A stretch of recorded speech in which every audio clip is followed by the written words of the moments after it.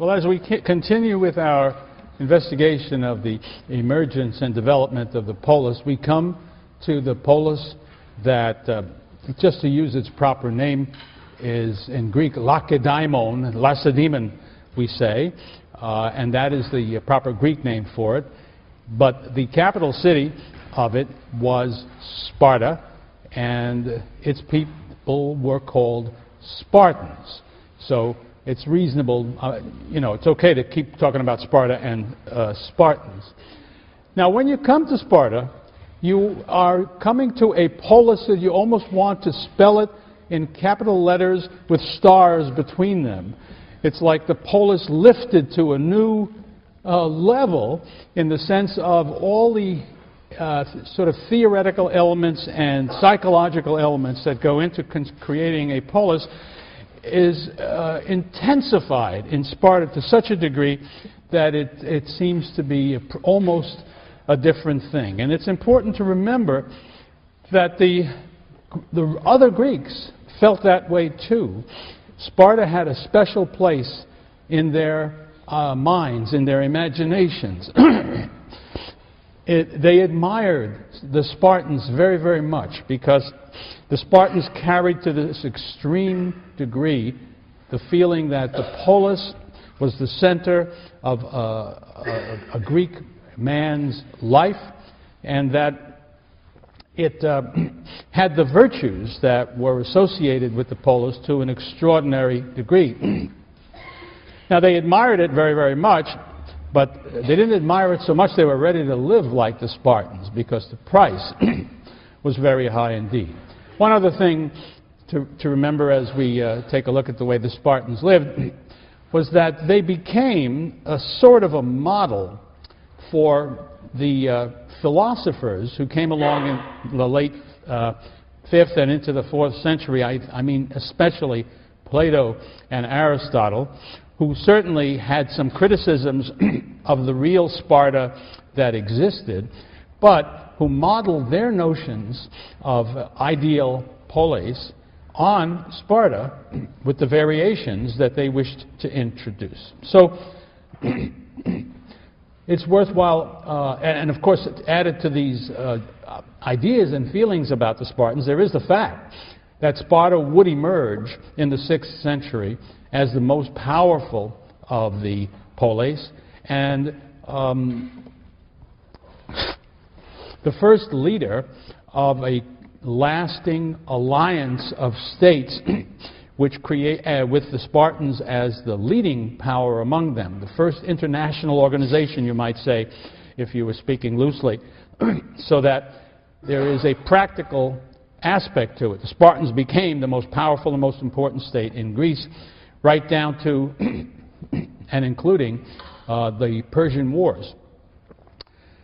Well, first, I guess, we ought to take a look at how Sparta got to be what it ultimately became.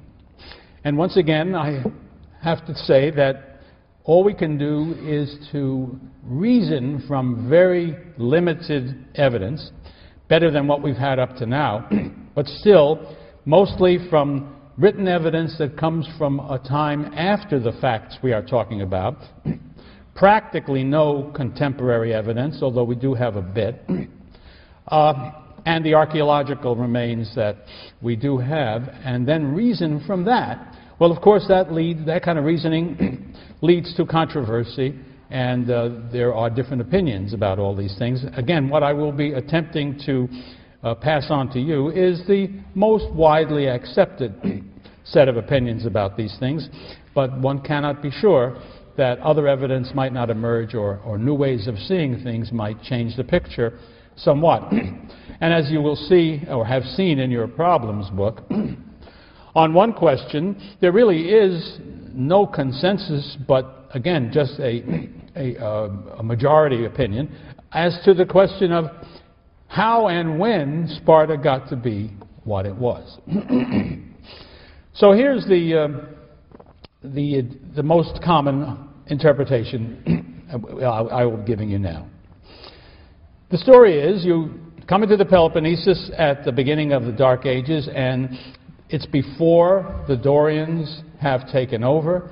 so that the people inhabiting that area are Greeks who are of the branch of the family who speak an Achaean kind of Greek, meaning the language the Greeks spoke in the Mycenaean period. But that's not what they're doing when we first see them historically, and when they emerge in the form of the people who will make the polis. By then they are Dorians, who have come into the Peloponnesus at some point after the fall of the Mycenaean world, and in most places, almost all places, have become the dominant people in the Peloponnesus. So, when we first see anything that is Sparta, we see Dorians running it, and we see subordinate Greek peoples in different degrees of subordination who are presumably Achaean Greeks who have lost out in the competition and who are under the Spartans. It looks like from a very early time you hear about people called helots. And how to define a helot is not simple. Helots, in a certain sense, are slaves, but they are not the kind of slaves we're accustomed to think about, who belong to, each slave belongs to a particular master. They are slaves who belong to the state, to the polis as a whole. And then to further complicate matters, when we come upon them functioning, although they belong to the state, they are assigned to a particular part of the farmland of the region occupied by Sparta, which is called Laconia. They are assigned to that piece of land, which piece of land will also be assigned to a particular Spartan citizen. So de facto, the helots are working the plot that provide the food for a particular Spartan, not for the Spartans in general. So that's moderately complicated. But the helots are going to be a very critical part of the story and of understanding what makes Sparta tick. Now, there are also, from the first time we hear of the Spartans, there are people living in Laconia, some of them in the neighborhood of Sparta, but one of their fundamental defining characteristics is that they do not live in the city of Sparta. They are not citizens of Sparta. They are not what the citizens of Sparta are called, Spartiates. They are, it looks as though they're probably Dorians, although we can't be sure about that, but it looks as though they are. These people are called perioikoi, and their name means people who live around. They live around Sparta. That means anywhere in the territory controlled by the Spartans, but not in the city. And as we shall see, they have they are free. They are not slaves or serfs or helots. Each man, each perioikos presumably has a farm that he works for himself. The perioikoi also are engaged in trade, such as it is in Sparta, which is very, very small, relatively speaking, and also in industry, again, which is not a big deal, but somebody has to be working the bronze and the iron and making the pots. And these people would be perioikoi, because the Spartans, when we finally see them in the developed state of Sparta, won't be doing any of that stuff. When Sparta is Sparta, the Spartiates do only one thing. Well, I guess not. They do two things. They fight and they prepare to fight. That's it. They are soldiers. They do nothing else. They have no economic function whatsoever. Now, it wasn't always so. There is, well, before I tell you the story as we tell it today based on modern interpretations, let me tell you what the Greeks and the Spartans said about it.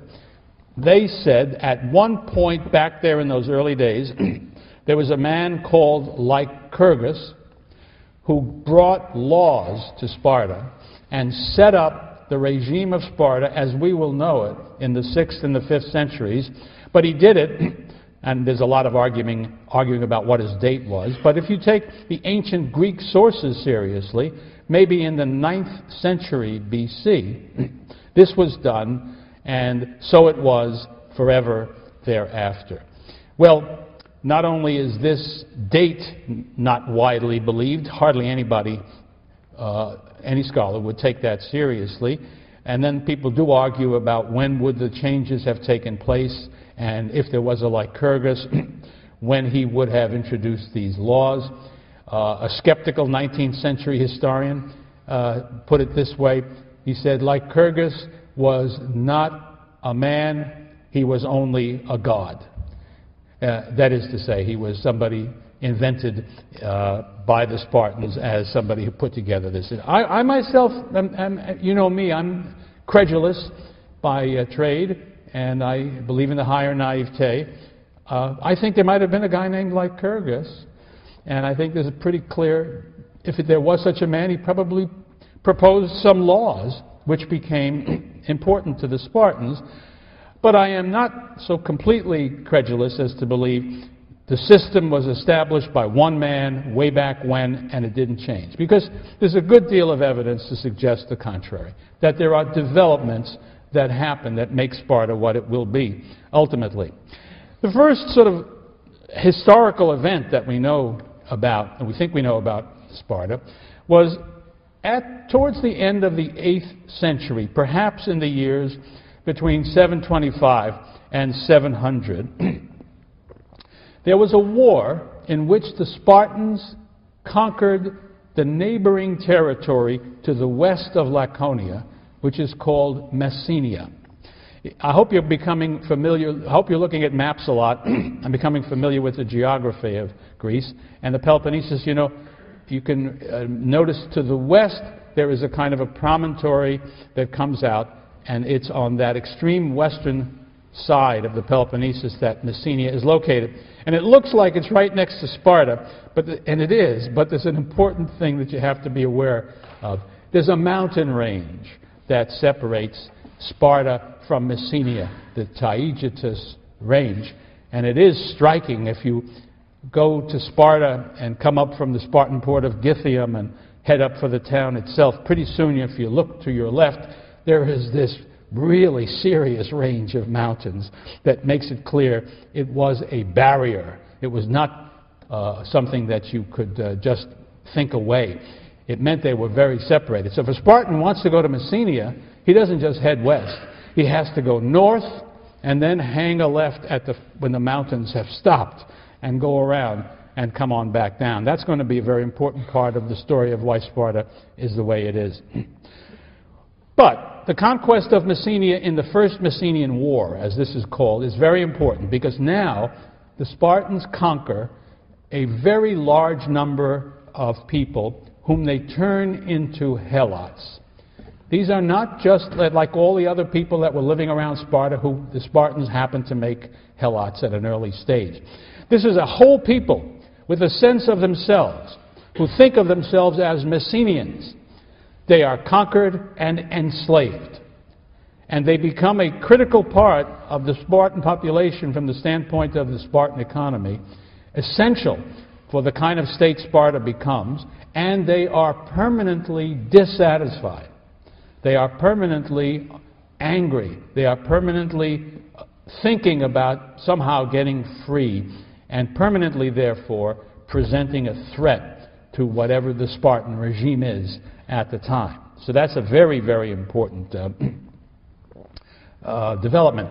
Now, probably before that happened, the Spartans, like some of the other states, send out colonies.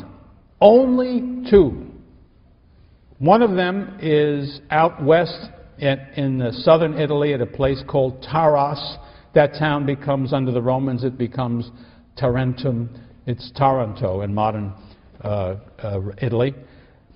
And in the Aegean Sea, the island of Milos is colonized by the Spartans. And so my guess is they did that as a way of handling that population growth problem that was beginning to be felt around Greece before they conquered Messenia, and that settled their problem forever.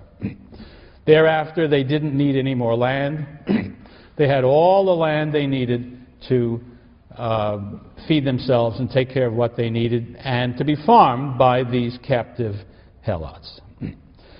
And yet, if we imagine ourselves, let's say, for the sake of argument, in the year 675, it looks as though Sparta has certainly not yet become the kind of a place we will see in its fully developed state. For instance, it is still engaging in the kinds of cultural activities that are characteristic of the other states, which will not be true when we get to the classical period. Two striking examples are in the area of pottery, where we find Spartan-made pottery, painted pottery of the same kind of quality, but of its own unique style, as we find in the other Greek city-states. When you get to the late 6th and into the 5th century, that's over. There isn't anything like that anymore. And so that's a change. But the other thing that's striking is that in the period before the final, or I should say the major change in Spartan life, we discover poets, fragments of whose poems remain. There are two famous Spartan poets of this early period, Terpander and Alcman, and they wrote beautiful poetry of the same kind as the other Greeks. That will stop by the time we get to the period we're talking about. And so the next great historical event that makes a difference in Sparta is the Second Messenian War, which occurs in the years, probably, of course, these are approximate, somewhere between 650 and 625. This happens. Notice in each case, First and Second War, our guess is a whole quarter of a century of fighting. That's very important to realize.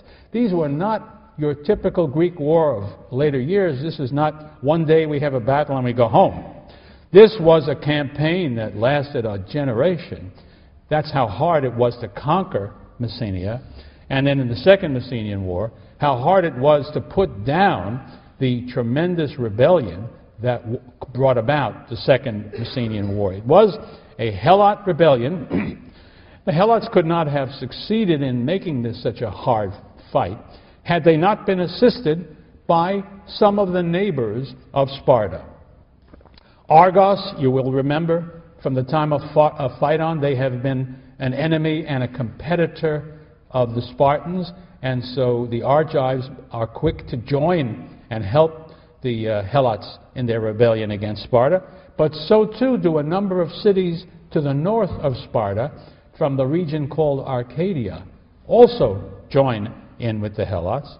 And even so far as the northwestern corner of the Peloponnesus, a town called Pisa, near Olympia, also joins the coalition against the Spartans. So you can imagine that the Spartan push forward created opposition, and the Helots took advantage of that and joined with the other states to put Sparta in danger. The ancient tradition says the Spartans really were in terrible danger, and it was a very, very hard fight.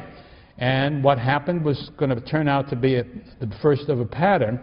When the Helots were defeated in battle, they didn't quit, they didn't stop fighting, they retreated to the safest place they could find, and there in Messenia there is a very rugged mountain called Ithome, which is a kind of a natural fortress, and which the Helots fortified still more, so that they could stay up there on that mountain and fight off Spartan attacks for quite a long time.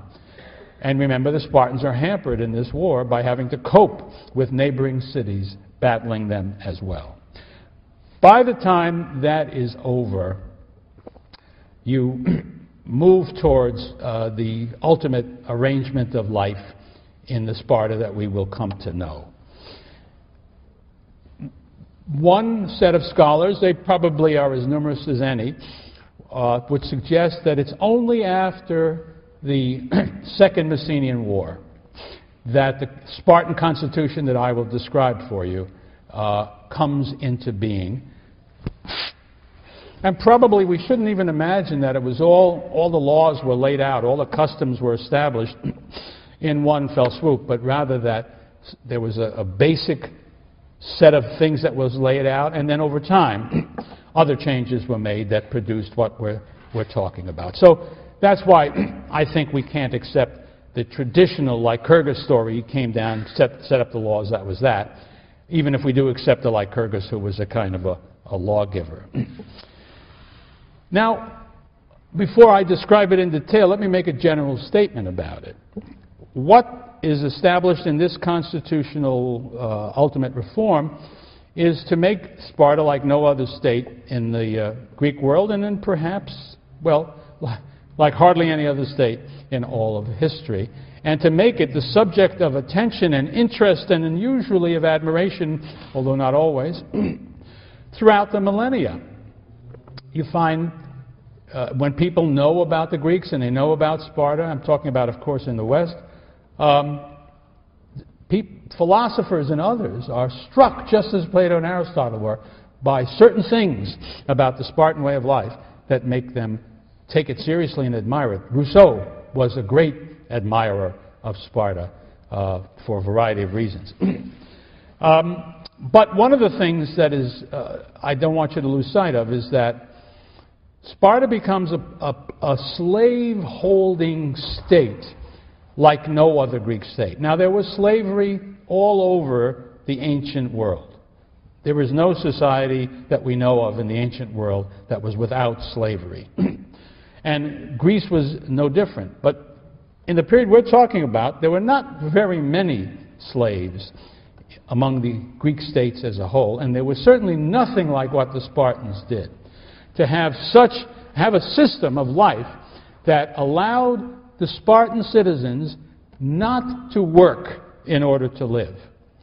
No other Greek state would have that. If you want to think about Greek slavery in the 7th century BC, think about what I told you about Hanson's reconstruction of the development of the polis. Think about farmers who themselves work the fields and are assisted in their work in the fields by 1 or 2 slaves that they own.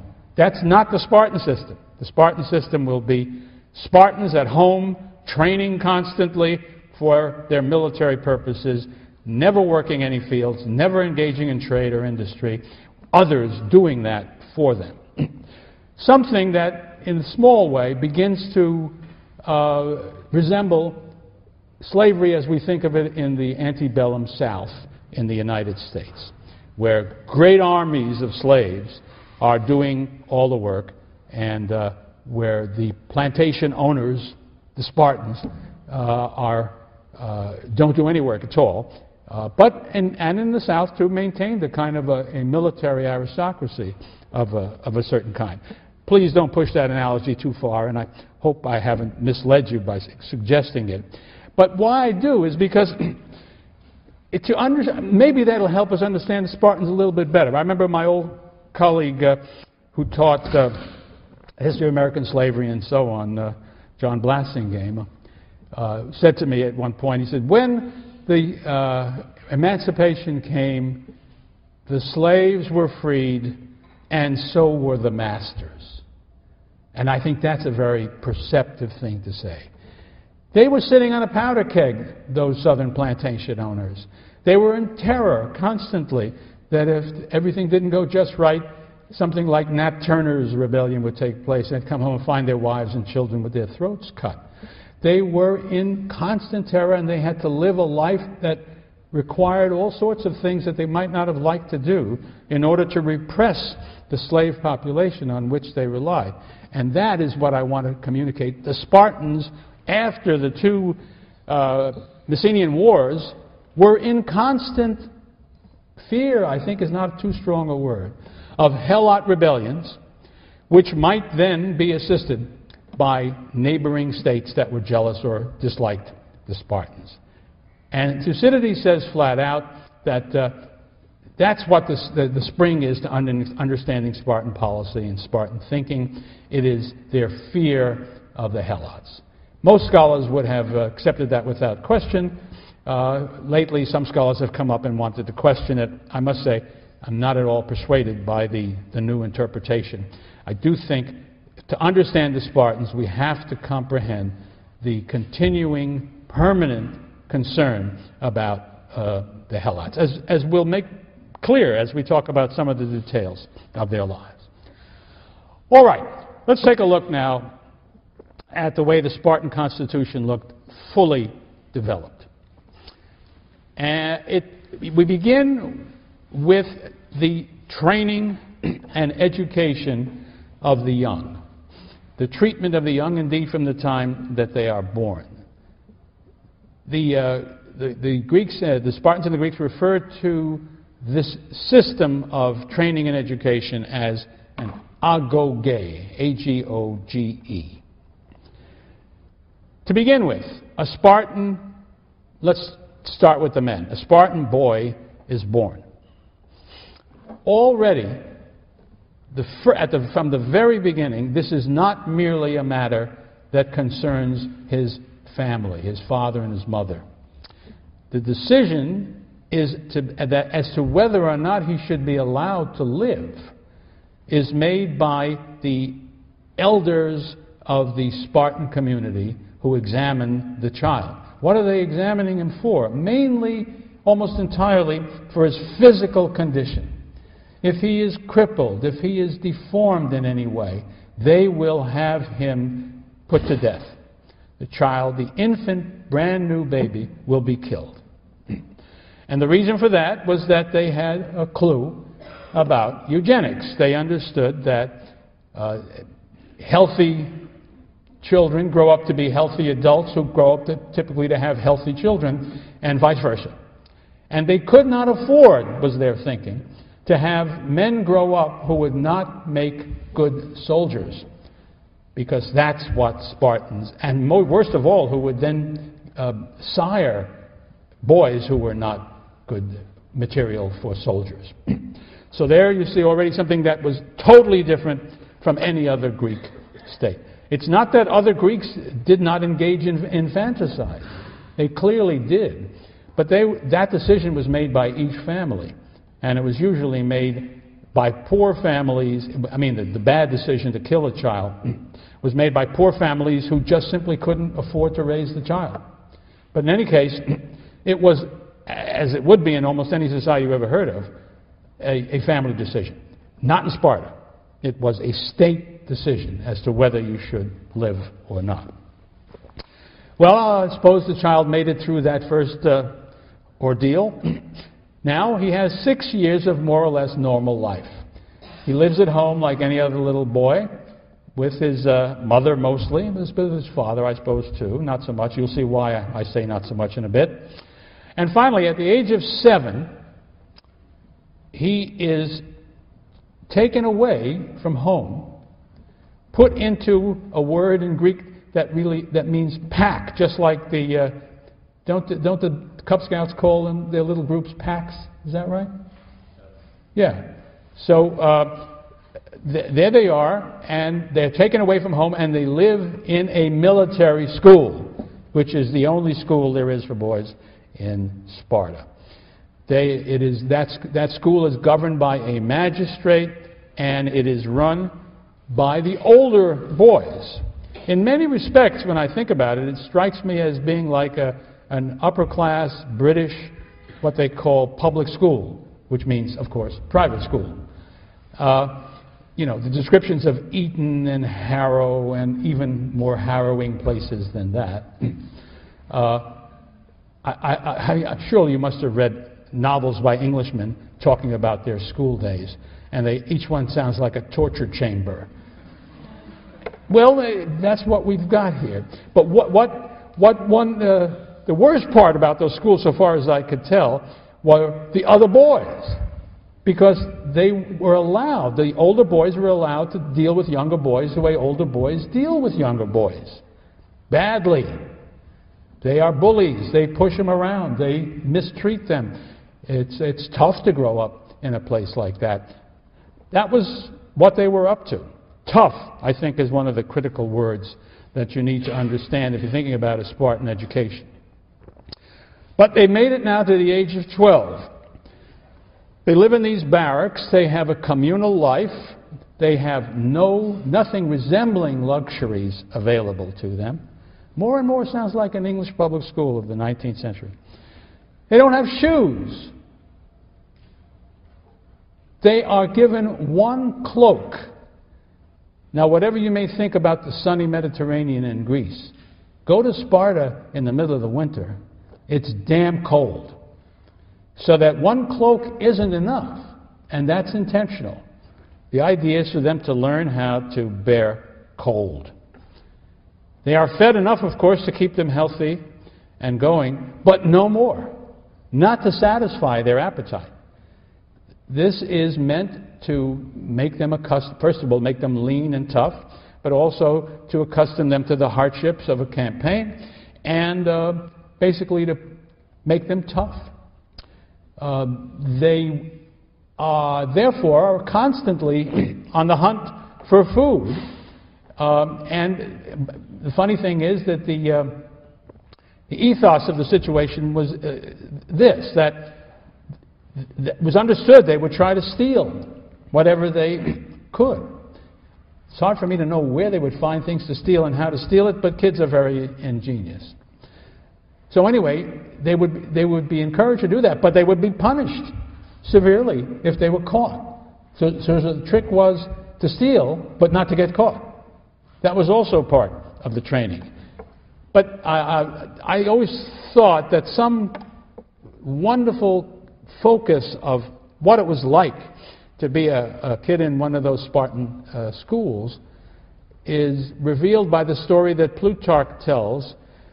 And it doesn't really matter if the story is true or not, because it tells something real in the telling.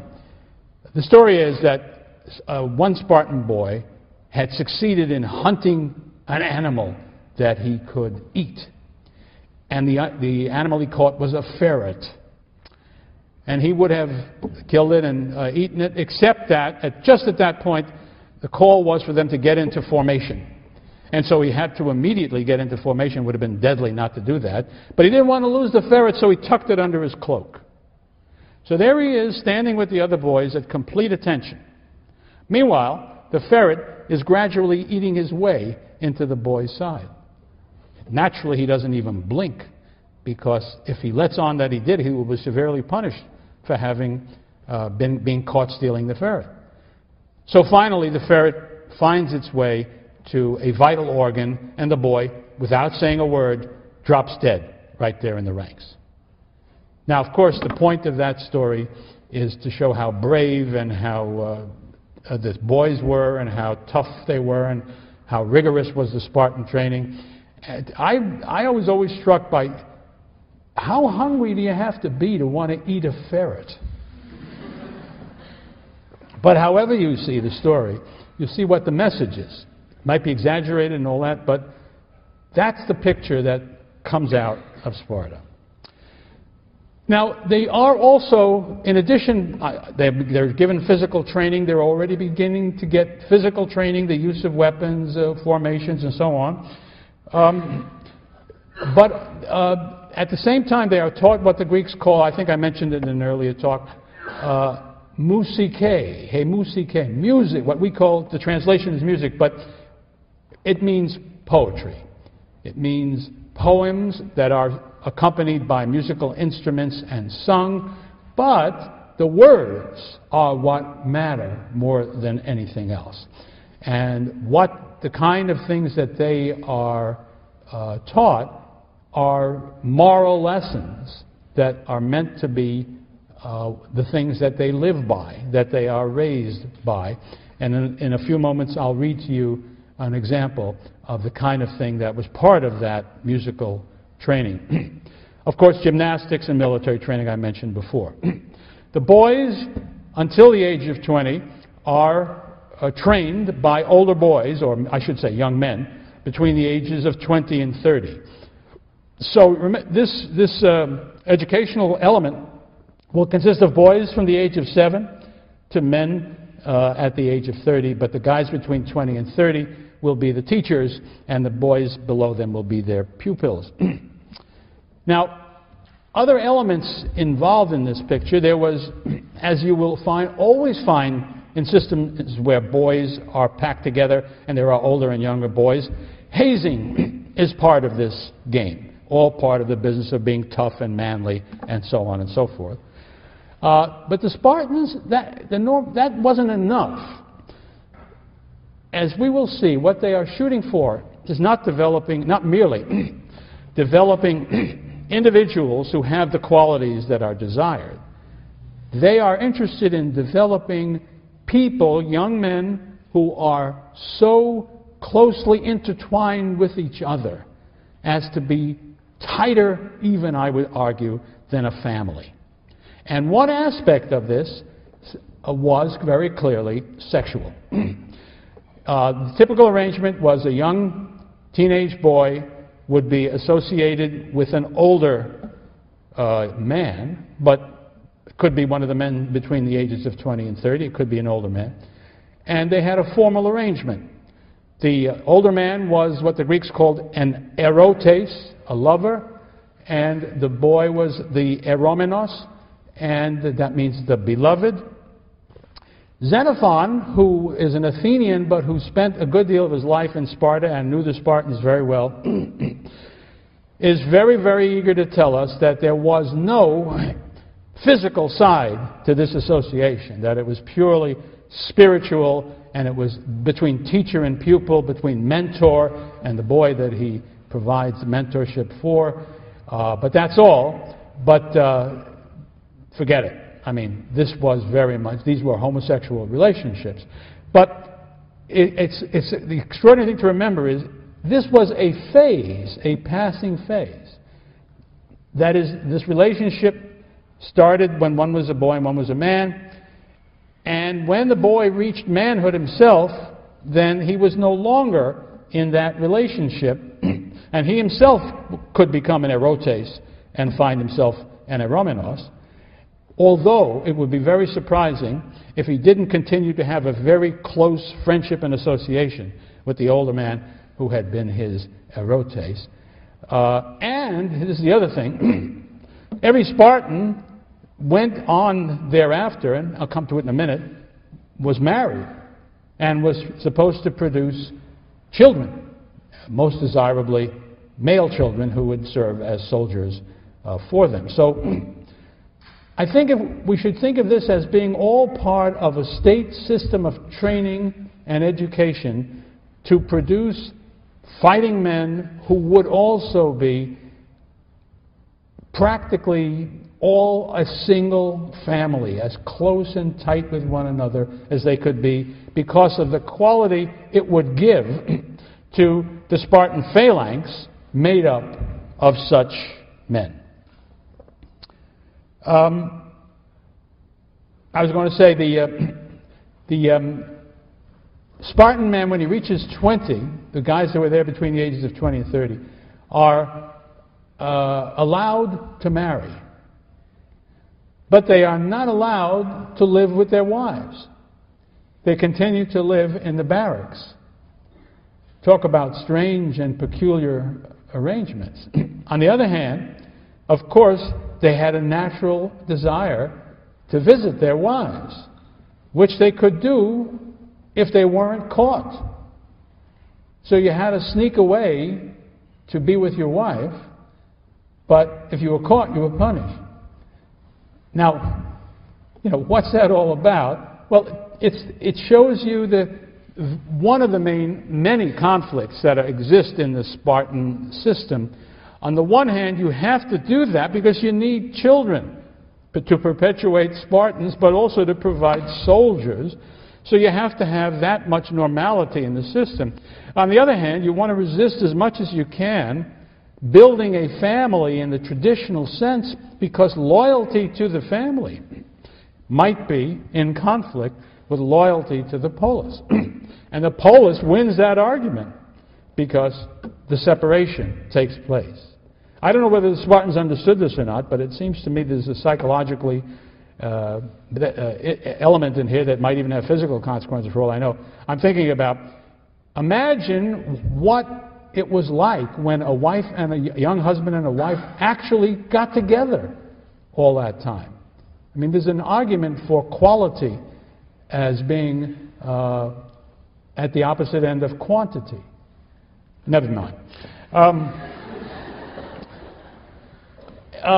In any case, those are some of the strange arrangements that were... now, but when the man gets to be 30, he stops being an instructor in the school. Now he has his own home. He lives at home with his wife, and if he has young children below 7, they'd be there.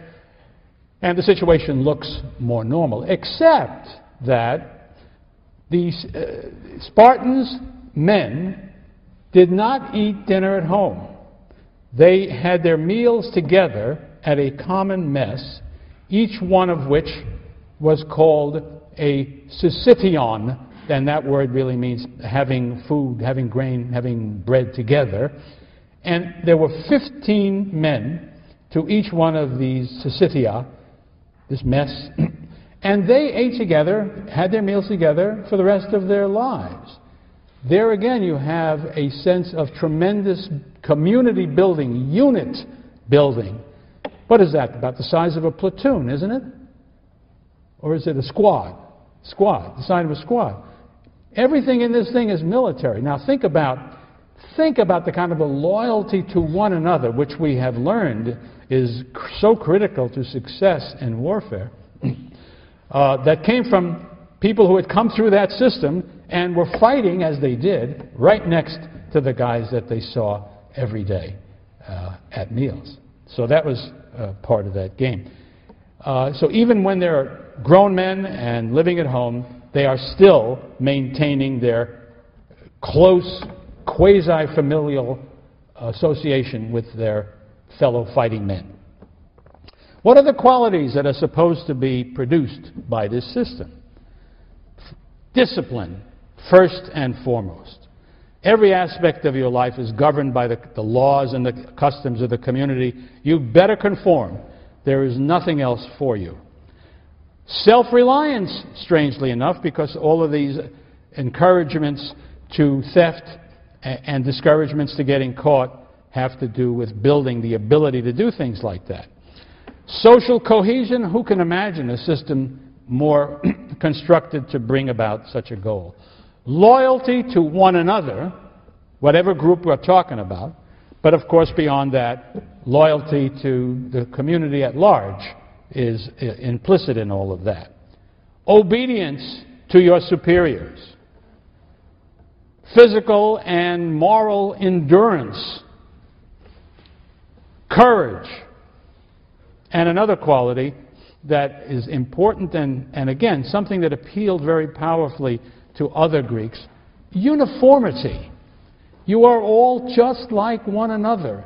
You go through exactly the same experiences. There's no distinction among you.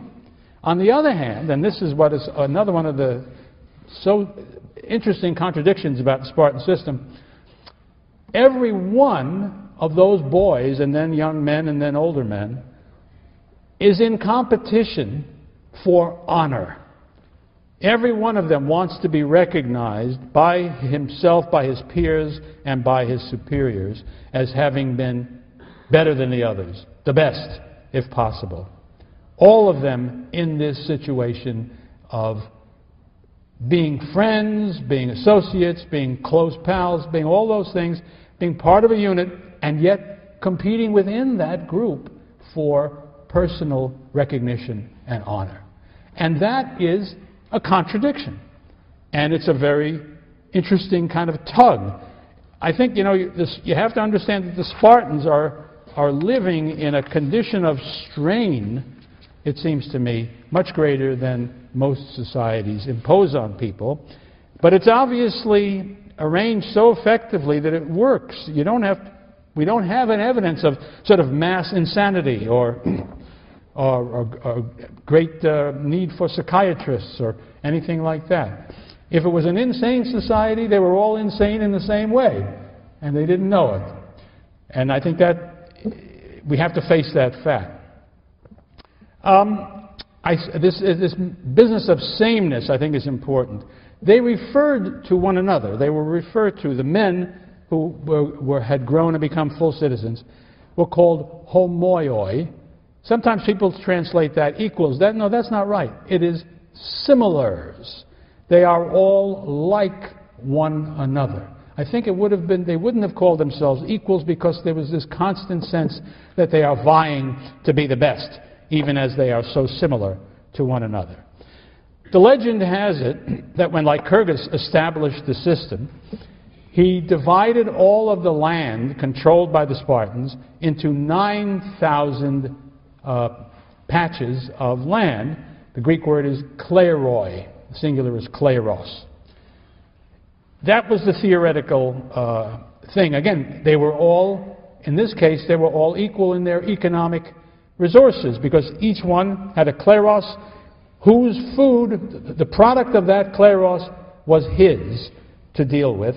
And of course, that amount, that was essentially, we're talking about food that was being produced on that kleros. So in theory, there's all of this similarity and quasi-equality, but age was another important distinction among the Spartans. As is true in most primitive societies, and the older the society, I think the truer it is, age is given tremendous respect. Just by being older than somebody, you are treated as, in some sense, better than a younger person. But it wasn't pure age, because it's also true that the honor that you had gained in your life would also produce respect in proportion to how great had been your contribution to the state. I don't think they had formal ways of indicating that. I don't think it's a question of medals or anything like that. Everybody knew. In a state of this size, everybody knew who was who and treated them accordingly. Now, there were also, over time, there grew up to be inequalities not only of age and of honor, but also of wealth.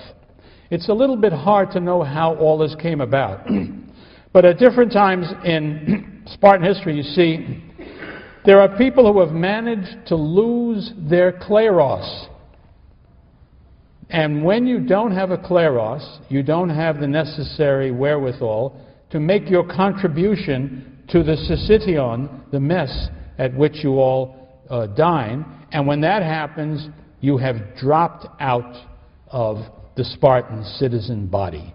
You are no longer a Spartiate. You are something lesser. And that is a very tough kind of thing for a man to have to live in as a Spartan. Now, before I get to the, hang on a second. So poverty could keep you out of the system, and if for any reason you had not gone through the agoge from beginning to end, you were not a regular full Spartan. Also, if anybody had been declared to be cowardly in fighting in the war, that person could be stricken from the roles of Spartan citizens, and yet they had no place else to go. And so, as we will see, they lived a rather wretched life in Sparta after that situation. Similarly, if people were thought not to be the children of two Spartans, Spartan father, Spartan mother, then they were not Spartiates. They held an inferior place in that society. And in a society so, riddled with issues of honor and respect, you can imagine that was a very big deal. Keep that in the back of your mind, because as we move on in the course and as we get into the 5th century especially, we will be running into Spartans who fit these categories, who are not 100% Spartans, and yet some of them become tremendously important and powerful figures in Sparta, and we'll want to ask how that happened, but even more we'll want to ask how that shaped the way they behaved once they became important people. Now, up to now, I've been talking about men. But it's important to talk about Spartan women, too, because they were different from other Greek women, just as the men were different. Just to make that clear, let me make it plain that the rest of the Greeks treated women very, very differently from men. And one thing that was very striking in the difference was that the men engaged in physical exercise, especially in these competitions that were part of the Great Games, and those were always carried out in the nude. Women did not engage in these sports activities, and it would have been the greatest conceivable shame for a woman to be seen in the nude. It was just absolutely unthinkable for the ordinary Greeks. But the Spartans do things their own way. And their women engage in dancing and athletics and in competition, and they did so in the nude, just as the boys did. And so they were not shut away from the boys all the time in the way that Greek girls were kept away from the boys. I don't mean to say they were allowed to mingle socially, but that is to say, if the boys were exercising here, the girls might be exercising there, someplace else. They would not be kept so far apart from one another. And think about all this, all of the things that normal human desires. Think of how that would get excited in this kind of stuff that I've been describing, and yet they would never have a crack at them until they got to be 20 years old. It all reminds me of a wonderful footnote in a book about English history from 1914 to 45 by A.J.P. Taylor. Some of the best stuff is in his footnotes. And this one says, he's telling about the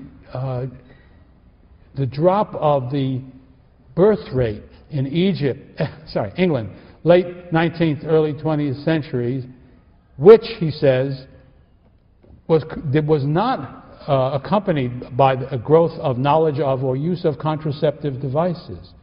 And he concludes, anybody who studies England in this period must realize that he is dealing with a deeply frustrated people. Well, if that's true of the British, I mean, think of what life in Sparta was like for a young man and a young woman.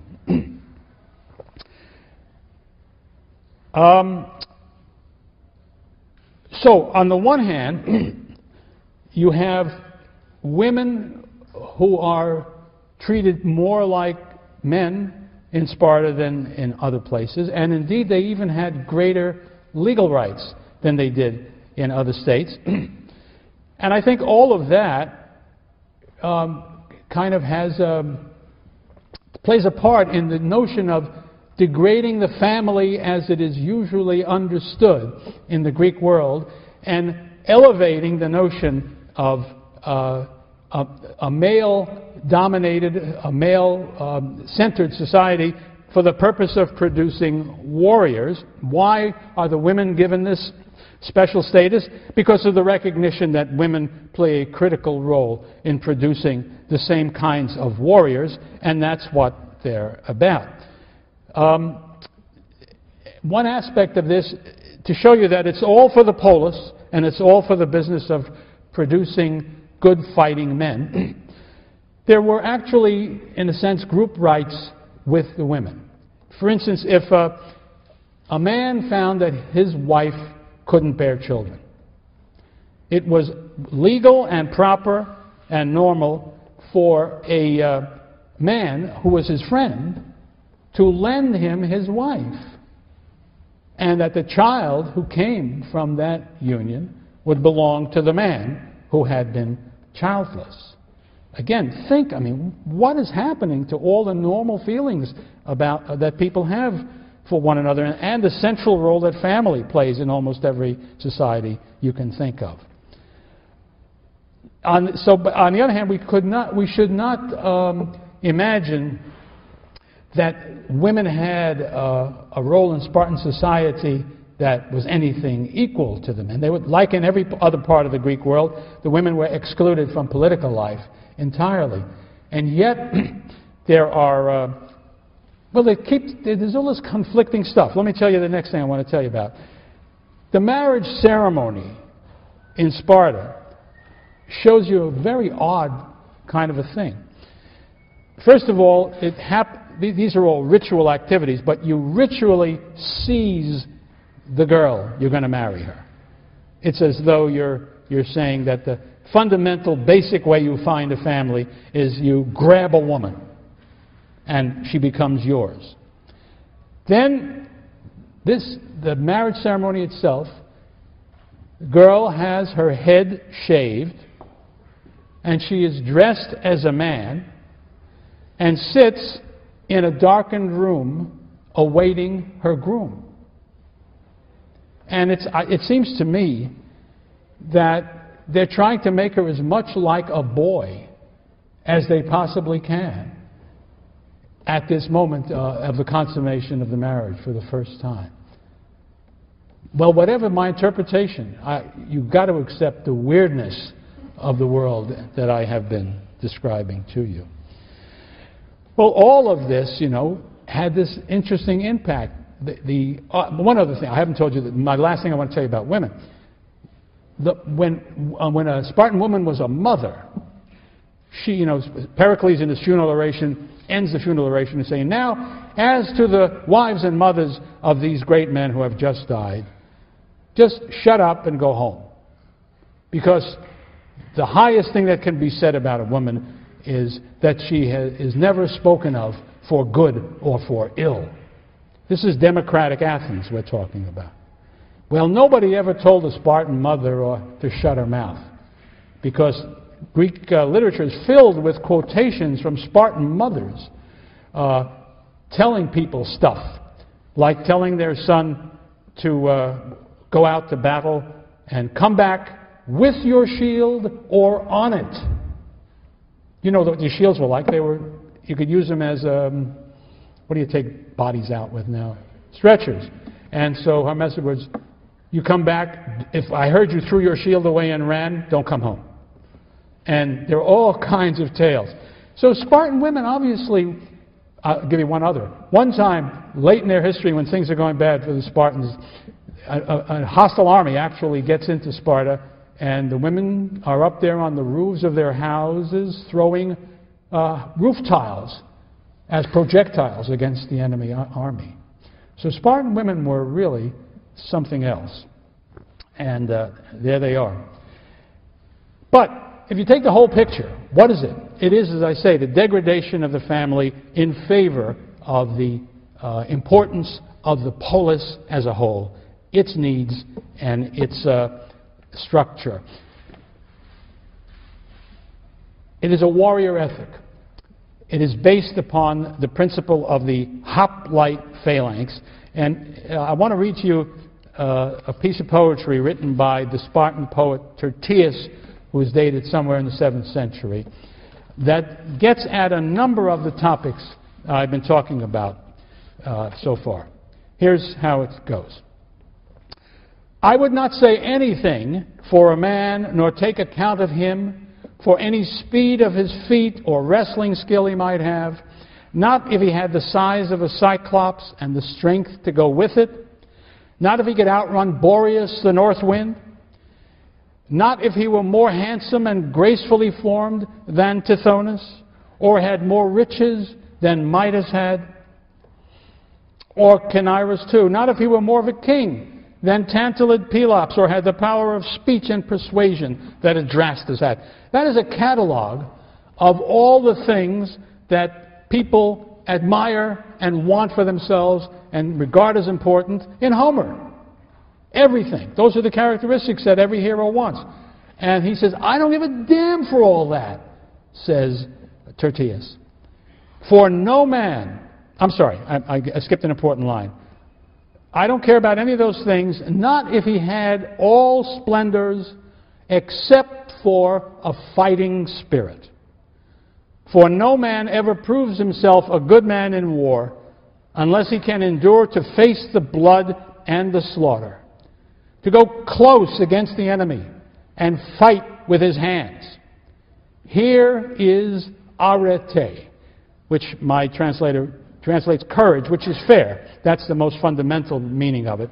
But anyway, it is the word arete. Mankind's finest possession. Here is the noblest prize that a young man can endeavor to win. And it is a good thing his city and all the people share with him. When a man plants his feet and stands firm among the foremost spears relentlessly, all thought of foul flight completely forgotten, and has well trained his heart to be steadfast and endure, and with words encourages the man who is stationed beside him. Here is a man who proves himself valiant in war. With a sudden rush, he turns to fight the rugged battalions of the enemy and sustains the beating wave of assault. I don't care about any of those things that you read about in the Iliad and the Odyssey. All I care about is how do you fight when you're in the phalanx. And if you don't have it there, you're nothing. To continue, he's now going to examine the question of what happens if you die. I mean, that happens, doesn't it? Here's what he says. And he who so falls among the champions and loses his sweet life. Notice that. I want to touch that. Here he is telling, he's going to tell you in a moment how good it is to die in this way. But he's not kidding himself. Life is sweet. You've lost it. Here is that wonderful Greek realism that I told you about. And loses his sweet life, so blessing with honor his polis, his father, and all his people with wounds in his chest, where the spear that he was facing has transfixed the massive guard of his shield and gone through his breastplate as well. Why, such a man is lamented alike by the young and the elders, and all his city goes into mourning and grieves for his loss. His tomb is pointed to with pride, and so are his children, and his children's children, and afterward all the race that is his. His shining glory is never forgotten. His name is remembered, and he becomes an immortal, though he lies under the ground, when one who was a brave man has been killed by the furious war god, standing his ground and fighting hard for his children and his land. I hope you noticed all of the things we've been talking about that are contained in that statement. All of those are reasons why you should be willing to risk your life for your polis, because thereby you can win yourself immortality, of one of the few ways that you can do that as a Greek. Okay, but there is another side. What if things go well? What if you don't get killed? But if he escapes the doom of that death, the destroyer of bodies, and wins his battle, and bright renown for the work of his spear, all men give place to him alike, the youth and the elders, and much joy comes his way before he goes down to the dead. Aging, he has reputation among his citizens. No one tries to interfere with his honors or all he deserves. All men withdraw before his presence and yield their seats to him, the youth and the men his age, and even those older than he. Thus a man should endeavor to reach this high place of courage with all his heart, and so trying, never be backward in war. So it pays off for you to be brave and a good soldier in the phalanx, whether you live or die. Both of them are good ends. And notice how slyly he makes the point about even if things go well for you, before you die. Meaning, don't imagine if you don't get killed in this battle, you're going to live forever. You're going to die anyway. Now, there was yet another element in... and by the way, Tertius' songs would have been the songs that the boys would have been learned, would have been taught in school, and they would have been marching along to the music of that poem. But then Xenophon, who wrote late in the 5th, early 4th centuries, an Athenian who knew the Spartans well, as I say, tells us about how the Spartans dealt with this problem of instilling courage in their soldiers. And avoiding the opposite. Here's what he says. In other states, when a man proves a coward, the only consequence is that he is called a coward. He goes to the same market as the brave man and sits beside him. He attends the same gymnasium if he chooses. But in Sparta, everyone would be ashamed to have a coward with him at the mess, or to be matched with him in a wrestling bout. Often when sides are picked for a game of ball, he is the odd man left out. In a chorus, he is banished to the ignominious place. In the streets, he is bound to make way. When he occupies a seat, he must needs give it up, even to a younger man. He must support, get this, his spinster relatives at home. And he must explain to them why they are old maids. Nobody's going to marry the sister of a coward. And think of the joy of meeting your sister at home every day as she looks at you and realizes she's not going to have a husband because of you. He must make the best of a fireside without a wife, because who would marry such a man? And yet pay forfeit for that. He may not stroll about with a cheerful countenance. If he walks around with a smile on his face, somebody's going to knock it off. Nor behave as though he were a man of unsullied fame, or else he must submit to be beaten by his betters. Small wonder, I think, says Xenophon, that where such a load of dishonor is laid on the coward, death seems preferable to a life so dishonored, so ignominious. Now, the truth is, I think Xenophon is exaggerating. I don't think it would be fun to come home after behaving like a coward in any Greek city. But I do think it's fair to say that it would have been, intolerable when, if you're talking about Sparta.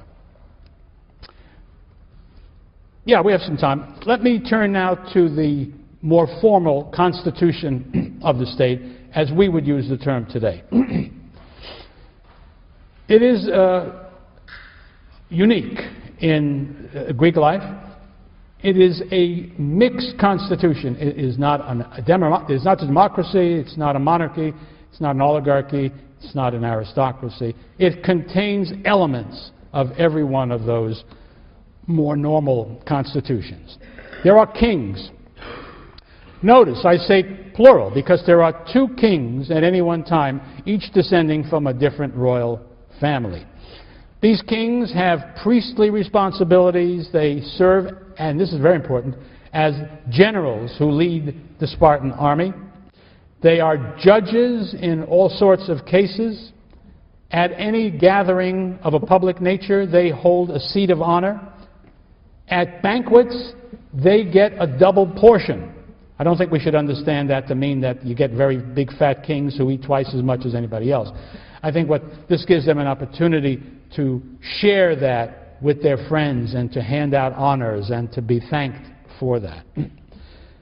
When the Spartans appoint somebody to be their representative in another state, that's their form of diplomatic relations, the man who appoints the proxenos, that's the Greek word, the kings make that appointment. When the Spartans have to consult the Delphic oracle, men called the Pythioi are the ones who are sent to make the inquiry and bring back the answer. The kings select them.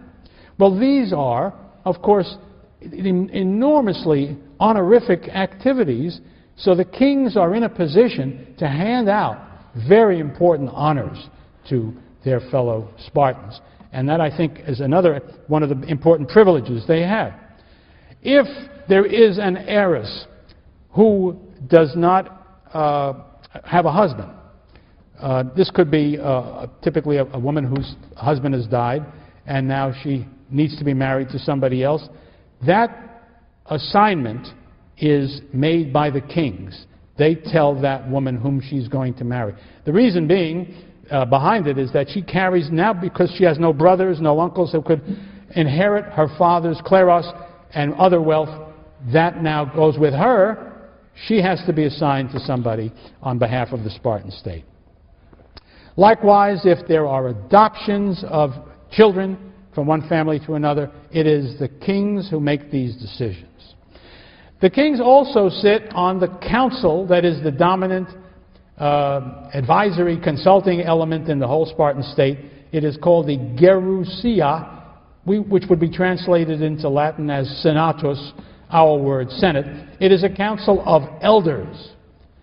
It consists of 28 men over the age of 60 who are elected by the Spartans, and the 2 kings who sit with them to produce a council of 30. The kingship is hereditary in each line with this little bump in it, and that is, it's not necessarily the first son of the previous king. It's the first son born after the king has become king. So if there's any question about that, that's the determining element. The kings are the only Spartans who are not required to go through the agoge. I think the idea was it would be demeaning for the royal figure to have to be beaten up by older boys. That's probably what's behind it.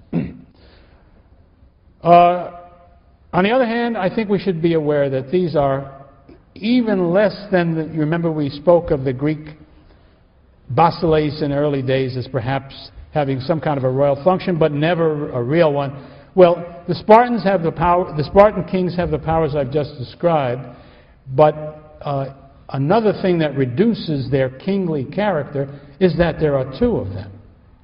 That means one can always veto the other. And that means they never can have the kind of power that a true king in our sense would have. One other thing is that, 2 other things. One is that the Gerousia, this council of elders, has very important powers, and some of them relating to the kings. There is another group of Spartans, another council, an annual council. I should have told you that the Gerousia, once the men are chosen, they serve for life. But there's another council in Sparta of men, 5 of them, called ephors. And these ephors are ordinary Spartans who come from just from anybody who is a Spartan. One of the powers they have vis-a-vis the kings is they can bring charges against the kings if they believe that either of the kings has done wrong, violated the law, done something improper. And then the kings are tried by the Gerousia. And then, if you think that's just pro forma activity, the Spartan history is filled with kings who have been convicted of some crime or other and are driven off into exile and removed from the kingship. So these are very powerful limitations.